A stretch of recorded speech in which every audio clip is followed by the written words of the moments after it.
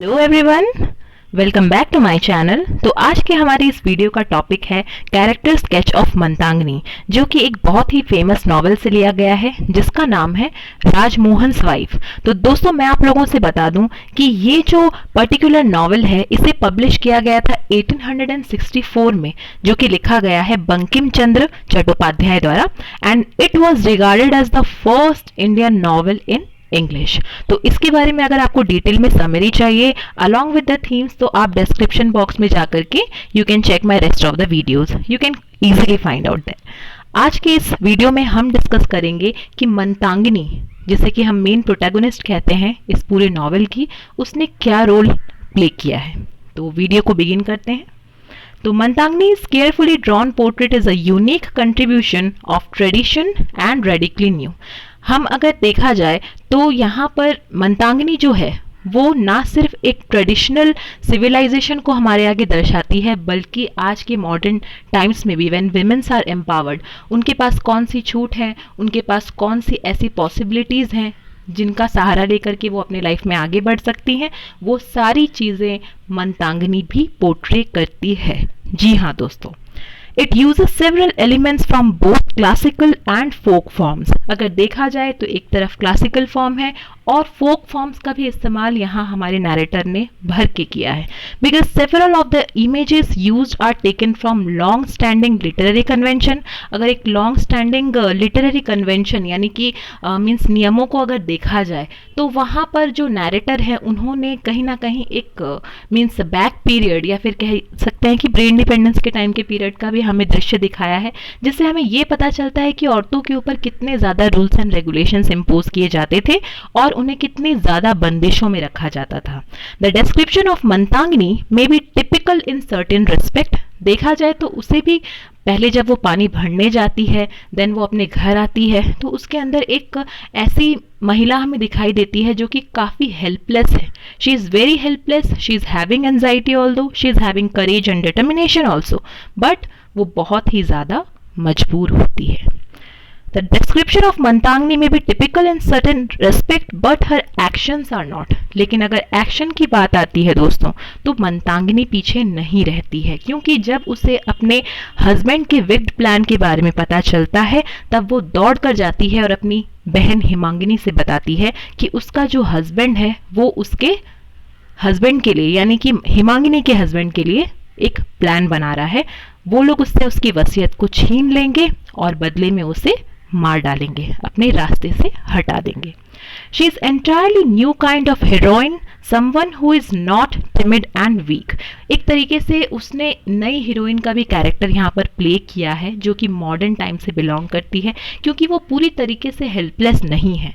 Although she was beaten रिथलेसली, उसे बहुत बुरी तरीके से मारा पीटा जाता है, बहुत ज़्यादा वायलेंस होता है उसके ऊपर, लेकिन इसका असर उसके करेज को कभी नहीं दबाता, बल्कि यहाँ वो हाईली स्पिरिटेड और स्ट्रॉन्ग वुमेन का रोल भी पोर्ट्रे करती है। She carries the plot forward with her own kinetic energy and दो थ्रॉटेड, यानी कि अपने काइनेटिक एनर्जी के साथ वो इस प्लॉट को आगे की तरफ लेकर जाती है and does not and up entirely defeated, यानी कि जब तक उसके अंदर आखिरी सांस भी बची रहती है तब तक वो लड़ती है अपने सारे सर्कमस्टांसेस से। Matangini is not just Rajmohan's wife, वो सिर्फ और सिर्फ राजमोहन की वाइफ ही नहीं है, बट द स्पिरिट और personification of modern India itself. Modern India में आज हम महिलाएं जितनी ज़्यादा एम्पावर्ड हो चुकी हैं, आज हम अपना डिसीजन खुद लेती हैं, आज अगर देखा जाए तो हमें अपनी सारे डिसीजंस लेने का भी हक है, अधिकार भी है, हमें हाई एजुकेशन का भी अधिकार है, and we can do anything in this world. तो वही चीज़ यहाँ मंताग्नि ने भी दिखाया है अपने एक्शंस के ज़रिए। उसे बहुत सप्रेस किया गया, बहुत ज़्यादा दबाया गया, लेकिन फिर भी वो एट द एंड उसने ये दिखाया हमें कि a woman is not weak, rather she is very strong. This is an emergent, hesitant yet strong-willed and attractive India।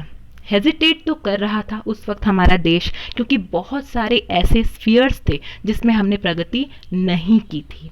It is not the India of villages और the old India of feudal times, यानी कि एक ऐसी सोच, एक रूढ़वादी सोच जिसे लेकर भारत उस वक्त चल रहा था, प्री इंडिपेंडेंस के टाइम पे, उससे भी इसने बीट करके एक मॉडर्निटी को अडेप्ट किया है और अपने नेचर से हमें ये बताया है कि a woman can do anything in this world. This India has been born near the capital Calcutta. It means this India का यहाँ पर इसलिए पर्सोनिफिकेशन के तौर पे यहाँ यूज़ किया गया है ये word this India. This India refers to Matangini. तो मंतांगिनी जो है बेसिकली ये जो प्ले है दोस्तों, इसे रचा गया है कैलकाटा में, यानी इसकी सेटिंग कैलकाटा में की गई है and is full of new possibilities. But this beautiful and powerfully drawn image of India is also shown as burdened by sorrow and anxiety. यानी कि एक तरफ देखा जाए तो वो स्ट्रांग है, वो अपने आखिरी दम तक कोशिश कर रही है, वो सारे स्फीयर्स में लड़ रही है, शी इज़ अ फाइटर. लेकिन दूसरी तरफ देखा जाए तो उसे हर तरफ से निराशा मिली जब उसने अपना फीलिंग्स जो है, अपनी फीलिंग्स को अपने लवर के सामने, यानी कि लवर तो नहीं कह सकते, उनकी जो मीन्स जो सिस्टर है, सिस्टर के हस्बैंड माधव से शी लाइक दैट मैन. तो उसके कहीं ना कहीं उसके क्वालिटीज़ से उसे मोहब्बत हो जाती है. जब वो इस चीज़ को कन्फेस करती है दोस्तों, तब वहाँ भी उसे निराशा प्राप्त होती है. अपने हस्बैंड से तो वो बिल्कुल भी खुश नहीं रहती है, बिकॉज ऐसे हस्बैंड से कोई खुश नहीं रह सकता जो कि विमेन को बहुत ही लो कैटेगरी का समझते हैं और सिर्फ सप्रेस करते हैं एक ऑब्जेक्ट की तरह. But this beautiful powerfully drawn image of India is shown that it is neither free nor happy. यानी कि वो आज़ाद भी नहीं है और खुश भी नहीं है, but its energies and powers are under the control of an unworthy husband. जैसा कि मैंने आपसे कहा दोस्तों, राजमोहन जो है, राजमोहन होता है हस्बैंड मंतांगिनी का. तो ये जो पर्सन है, he is regarded as the villain of this story which name is Rajmohan's wife. यानी कि इस पूरी मूवी का विलन जो है वो होता है राजमोहन. वो अपनी बीवी को मारता है, पीटता है, सप्रेस करता है और उसे सिर्फ और सिर्फ एक ऑब्जेक्ट की तरह इस्तेमाल करता है. इसलिए यहाँ हमें मंतांगिनी के कैरेक्टर में एक तरफ अगर स्ट्रॉन्ग विल और डिटर्मिनेशन दिखाई दिया है, तो दूसरी तरफ एक ऐसी महिला दिखाई दी है जो कि अपने अनवर्दी हस्बैंड के नीचे दबी हुई है. यानी कि उसकी आवाज़ कहीं ना कहीं उसके नीचे दब सी गई है. She can do all the possible things in her life, but she can't just because of this culprit, this villain. So no wonder the very first chapter begins with a temptation and a transgression.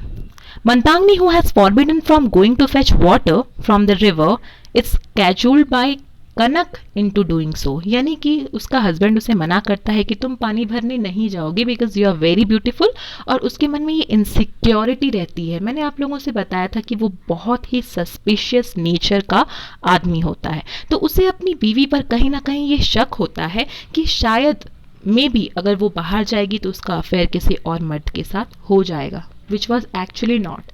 मंतांगिनी was really a very kind nature woman, both by heart also and by brain also.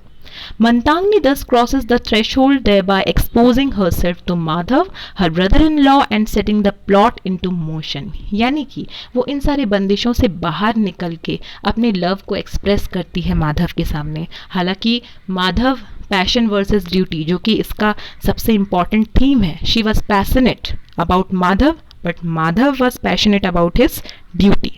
तो वो अपने duty को चुनता है अपने passion के ऊपर. Once Mantangni has stepped over the bar, she can never return to her designated first world, but must make the irrevocable choice of making the other world her permanent home. उसे ये पता होता है कि अगर वो अपने लव को कन्फेस करेगी माधव के सामने तो उसे निराशा ही मिलेगी 90%, but still she confess with those 10% chance of possibility. यानी कि 10% चांस होता है उसके हाँ कहने का, लेकिन फिर भी वो ट्राई करती है. So she was a fighter. फिर जब वो अपने उसे निराशा मिलती है तो वो अपने हस्बैंड के घर में वापस भी आ जाती है दोस्तों. लेकिन वहाँ वापस आने के बाद भी वो अपने आप को एक्सपोज कर देती है अपने हस्बैंड को कि now you are my means everything, और अब तुम मुझे मारना भी चाहो तो तुम मुझे मार सकते हो. जिसके इरादों से वो मीन्स काफ़ी ज़्यादा मीन्स रहती है वाकिफ़, लेकिन फिर भी वाकिफ़ होने के बाद भी वो अपने हस्बैंड के पास जाती है, खुद को एक्सपोज करती है और अपनी लाइफ को रिस्क में डालती है दोस्तों. Then the defining features of modern India are thus its energies, its adventurousness, its unwillingness to be confined by tradition and its desire to break free. यानी कि यहाँ एक ऐसा इंडिया दिखाया गया है जहाँ औरतों के अंदर बहुत ज़्यादा एनर्जी है. She is very adventurous. Adventurous यहाँ पर मंदाकिनी को इसलिए कहा गया है दोस्तों क्योंकि जब उसका जो हस्बैंड है वो प्लान बना रहा होता है कि वो माधव को मार डालेगा और उससे उसकी वसीयत छीन लेगा, उस वक्त वो जाती है और अपनी लाइफ को रिस्क में डालकर, अपनी लाइफ को डेंजर में डालकर भी वो जाती है और पूरी कोशिश करती है कि वो उसके प्लान को कामयाब ना होने दे. Then the restlessness, vitality, charm and drive of an emerging society are thus embodied in Mandakini. इसलिए यहाँ पर लास्ट में ये कहा गया है कि जो रेस्टलेसनेस दिखाई देता है, यानी कि मतलब अपने सारे बंदिशों को तोड़कर वो आगे बढ़ना चाहती थी, उसे आगे बढ़ने का मौका दिया जाता तो वो ज़रूर बढ़ती, और कहीं ना कहीं उसने अपने सारे बंदिशों को तोड़ दिया, वो आगे भी बढ़ी. She is very vital, she is having that charm face and drive of an emerging society. यानी कि यहाँ उसने हम सारी ही महिलाओं के लिए एक सिग्निफिकेंस, या फिर हम ये कह सकते हैं एक एग्जाम्पल क्रिएट किया है जो कि हमें ये दिखाता है although we don't get opportunity, although we don't succeed, but we are the fighters and we have to fight till the end. तो दोस्तों इसी के साथ आज का ये वीडियो समाप्त होता है. Thank you so much. अगर आपको इस वीडियो से थोड़ा भी हेल्प मिला हो और या फिर आपको ये आर्टिकल यूज़फुल लगा हो, then don't forget to like, share and subscribe my channel. Thank you so much. Bye bye.